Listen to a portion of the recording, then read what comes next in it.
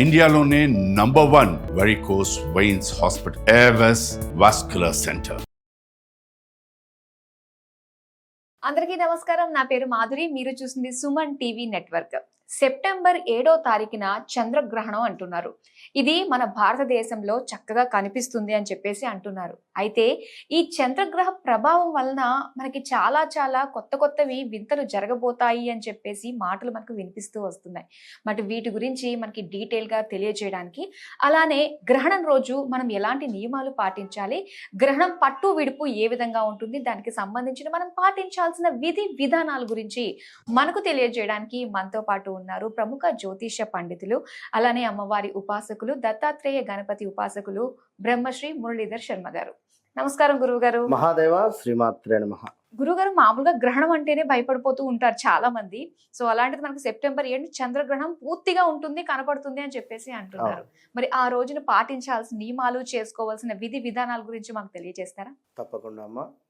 ముందుగా చంద్రగ్రహణము అంటే భయపడాల్సినటువంటి వారు ఎవరు, భయపడకుండా ఉండాల్సినటువంటి వారు ఎవరు అనేటువంటి జ్ఞానం మనకుంటే సరిపోతుంది. ఎందుకు భయము?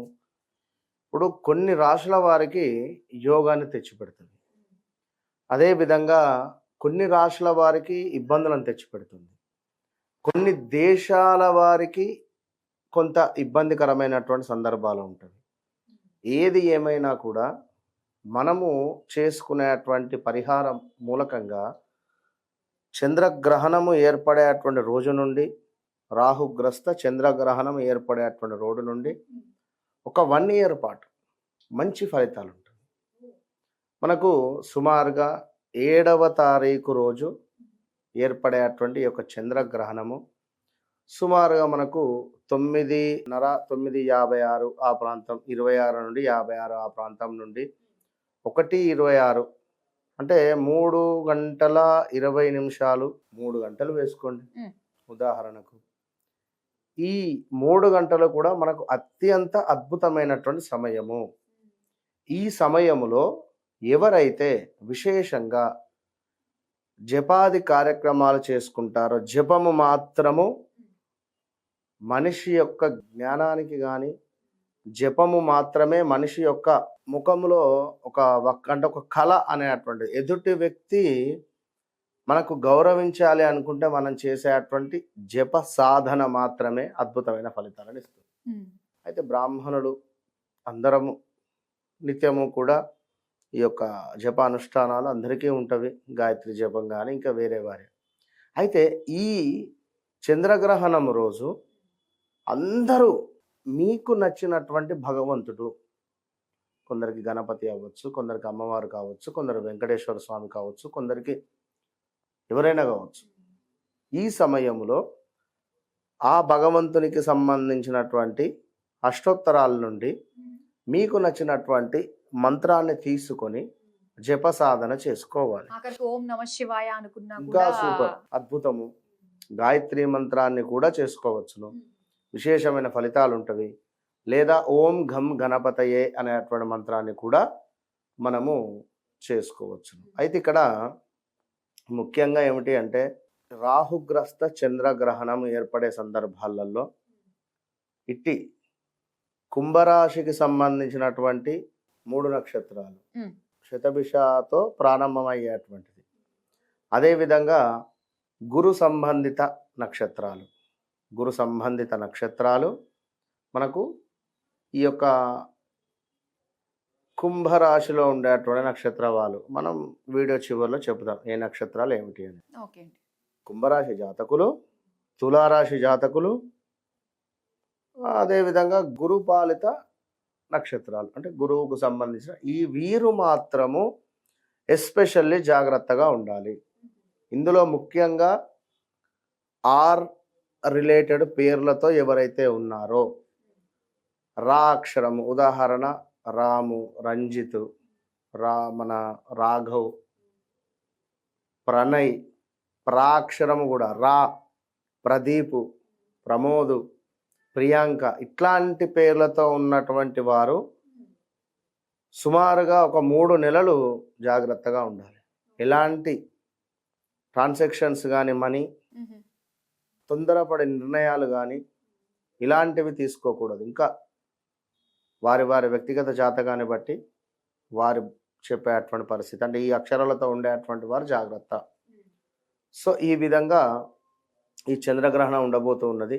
రాహుగ్రస్త చంద్రగ్రహణము మనకు విశేషంగా కూడా 8వ తారీఖు తెల్లవారుజామున 3 అంటే 1:20 అయిపోతుంది.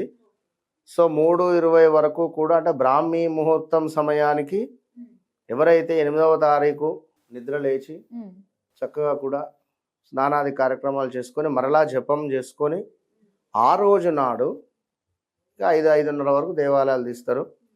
సో నిత్య పూజ అయ్యే సమయానికి 6:30-7 ప్రాంతంకు రుద్రాభిషేకము అన్ని 12 రాశులకు సంబంధించిన వారు 27 నక్షత్రాల వారు కుదిరితే ఈశ్వరునికి రుద్రాభిషేకం. అదేవిధంగా ముఖ్యంగా పూజా సామాగ్రి సెంటర్లో దొరుకుతాయి. మనకి ఏమిటి అంటే నాగ ప్రతిమలు వెండితో చేసినటువంటివి. ఇది ఒక రాగి ప్లేట్లో కాస్త ఆవు నెయ్యి పోసి అందులో యొక్క నాగ ప్రతిమలను వేసి 1 కేజీంబావు బియ్యం, కేజీంబావు ఉలవలు, కేజీంబావు మినుములు ఇవి తీసుకొని ఆ రోజు నాడు అభిషేకం చేసుకొని దానం ఇచ్చినటువంటి వారికి ఎలాంటి ఇబ్బంది ఉండదు. చక్కటి పరిహారం అయితే ఇది అందరూ చేసుకోవచ్చు. 100%. గర్భిణీ స్త్రీలు కంగారు పడాల్సినటువంటి అవసరం లేదు. ఎందుకయ్యా అంటే వెనుకటి కాలం నుండి కూడా అయ్యో గర్భిణీ స్త్రీలు మీరు కదలకుండానే పడుకోవాలి అనేటువంటిది లేదు. ఆ నీడ మనపై పడకుండా ఉంటే సరిపోతుంది. ఇవాళ రేపు అందరికీ డబుల్ బెడ్రూమ్లు, 3 బెడ్రూమ్లు, అటాచ్ బాత్రూమ్లు అంటారు. అంతకుముందు ఏమిటి బయట ఎక్కడో ఉండేటిది. జనరల్ పల్లెటూరులో ఇప్పటికీ ఉంటవి, ఉండవని కాదు, మనం ఏదో ఇక్కడ ఉన్నామని మాట్లాడతలేను కానీ చెప్తున్నాం. ఈ సమయానికి మాత్రం మీరు ఆ కాంతి ఏదైతే ఉంటుందో అది మీ పుట్టబోయే పాప మీ పైన కానీ, ఇప్పుడు ఒక లైట్ వేసామండి, ఈ వెలుతురు మన శరీరంపై పడుతుంది. అదేవిధంగా ఆ చంద్రగ్రహణం ఏర్పడేటువంటి సమయంలో రాహుగ్రస్తది పుట్టబోయే పిల్లవానికి కాస్త ఇంపాక్ట్ ఉండే పరిస్థితి ఉంటుంది. కనుక 9:30 కల్లా, 9 కల్లా కుదిరితే 7 కల్లా, 7:30 అంటే అందరూ గర్భిణీ స్త్రీలు 9 వరకు భోజనాది కార్యక్రమాలు చేసేసుకొని హ్యాపీగా పడుకోండి. అంటే పట్టు స్నానం అంటారు, మళ్ళీ అప్పుడు ఏమైనా స్నానాలు వీరికి అవసరం లేదు, అవసరం లేదు పాపము. ఇక ఎవరైతే తప్పకుండా పాటించాలి అనుకుంటారో, ఇది నిజంగా చెప్తున్నాను, చంద్రగ్రహణానికి సంబంధించినటువంటి పట్టు విడుపు స్నానాది కార్యక్రమాలు ఆచరించి ఎవరైతే చంద్రగ్రహణం అయిపోయిన తర్వాత మరలా స్నానం చేసుకొని ఇంట్లో దీపారాధన చేస్తారో, కనీసం ఇది చేసినా వారికి అద్భుతమైన ఫలితం ఉంటుంది. సో 9:30, 9:36 ఆ సమయానికి స్నానాది కార్యక్రమాలు చేసుకొని ఒక 20 నిమిషాలన్నా ఓం నమ శివాయ లేదా లక్ష్మీదేవిది ఓం శ్రీం మహాలక్ష్మీ నమః, ఓం శ్రీం మహాలక్ష్మీ నమః ఇవి చేసుకున్న తర్వాత పడుకోండి. కరెక్ట్గా మీరు 3 అల్లారం పెట్టుకొని నిద్రలేచి స్నానాది కార్యక్రమాలు చేసుకొని మరలా ఆ రోజు కాస్త దీపారాధన చేసి పడుకోండి. ఆఫ్టర్ 7 తర్వాత, అంటే చేత కాకుండా ఉండేవారు, ఇప్పుడు నేనున్న ఉదాహరణకు కాశీ క్షేత్రానికి వెళ్తున్నాం, అక్కడ ఆ రోజు మొత్తం జపం చేయాలనేటువంటి సంకల్పం, ఎవరి సంకల్పం వారిది, అది చేసుకుంటే మంచిది. గురుగారు లాస్ట్ నక్షత్రాల గురించి చెప్తా అన్నారు కదా అండి, గ్రహణానికి సంబంధించి ఆ నక్షత్రాలు అంటే తెలియజేస్తారా? ముఖ్యంగా శతభిష నక్షత్రము, అదేవిధంగా మనకు పూర్వభద్ర నక్షత్రం, దీంతో పాటుగా మనకు చూసుకున్నట్టయితే ఉత్తరాభద్ర, రేవతి నక్షత్రాలు, వీరు కొంతమేర మనకు ఇట్టి చంద్రగ్రహణాన్ని చూడకుండా ఉంటే మంచిది. వీరు ఖచ్చితంగా ఈ సమయంలో పట్టు విడుపు, గ్రహణం పట్టే సమయంలో స్నానం ఇవన్నీ చేసుకోవడం అనేటువంటిది వీరికి శుభంగా ఉంది. గురుగారు, గ్రహణానికి సంబంధించి పట్టు విడుపు స్నానాలు అలాగే జపదానాలు ఈ విధంగా చేసుకోవాలనే విషయాలు మాకు తెలియజేసినందుకు ధన్యవాదాలు. మహాదేవ్.